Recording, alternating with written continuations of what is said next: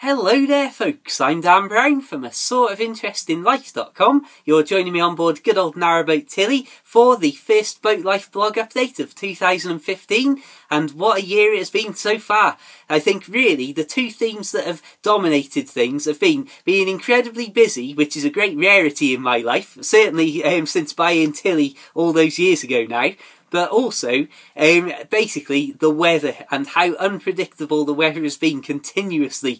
So I suppose without me just standing here talking to you, I want this video to be almost entirely made up of photos and footage and clips and general scenery of life afloat on the canal. So we're going to cut some random things and I will do a random commentary over it, talking about what's been going on. So let's dive straight in, and firstly I'd like to show you just a few clips of the same area in rapid succession, so you get a general gist of how different the weather's been, and also the ever-changing nature of the neighbourhood of boats, as Chirk Tunnel is now open and the canal traffic is freely flowing again after almost 2 months of it being closed off. You can imagine that there are a lot of boats waiting to come through and get on their way to different areas, so that was quite interesting, as it had gone from literally seeing no boats at all basically in 2 months to quite a few go past in a little surge of, right, the canal's open, let's get ourselves off and away. I wanted to try and keep this video nice and short and sweet, so there's tons of these little clips thrown in here rather than longer clips, and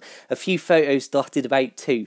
And really I wanted to show you, as I say, just how much variation there's been over the start of 2015. I will be doing a monthly video like this in the future, but really because January's been such a busy month with me doing a lot more overtime at work than I normally do, and also getting the latest book, Dan's Narrowboat Life, out and published, which for the first couple of weeks of the year was all I was doing. Just every spare moment was going into that basically.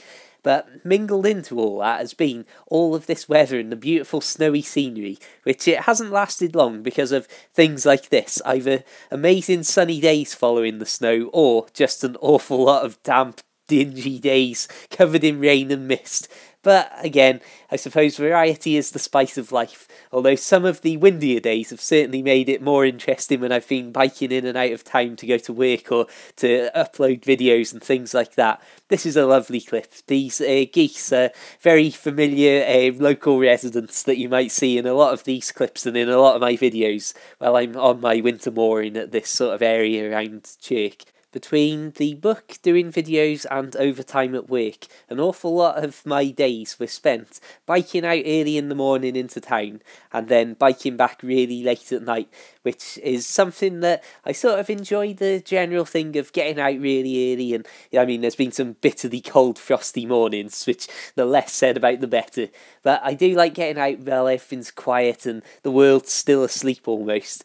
But then coming back to the boat at night, it's something that I talk about an awful lot, I suppose, really, in these videos, that there's a certain amount of ritual in getting back to the boat in the pitch black and turning the fairy lights on and then getting the fire lit, locking the bike up, popping the kettle on top of the fire and tending to it as you can start to slowly feel it get a little bit warmer and a little bit warmer, and then if you're not careful it gets absolutely roasting and it's too hot, and it's all just the fun and games really of the day-to-day comings and goings of boat life, or at the very least having a life based around going to and from a boat, as it's almost been over some of these days over January.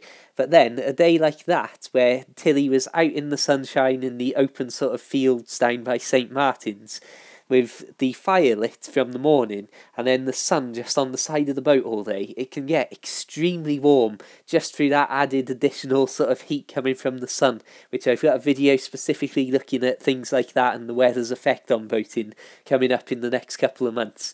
But really, like I say, it's just all been about whatever the weather on that particular day has been, and then what the weather from hour to hour has been like. And this was the only proper boat trip that I did in January, just at the end, going down to St Martin's to fill up with water and things like that, which I'm sure there'll be a proper full-length boat video, or not full-length, but I don't think anybody wants to sit down and watch me and listen to me, more to the point, talk about boats for 45 minutes in one go. But this was the only proper trip. I did walk Tilly back, as you might have seen, walk her back to the turning points just by where we opened up this video of those clips of all the neighbourhood boats. Turn her around by hand and then walk her back down and moor up in the same spot. But really, there's just been so many of these moments. This was the start of January and an extremely early Sunday morning where you can see it was absolutely freezing out. I mean, it was really one of the coldest days that I've biked for a long, long time, if ever. But you can see again, the world's completely asleep.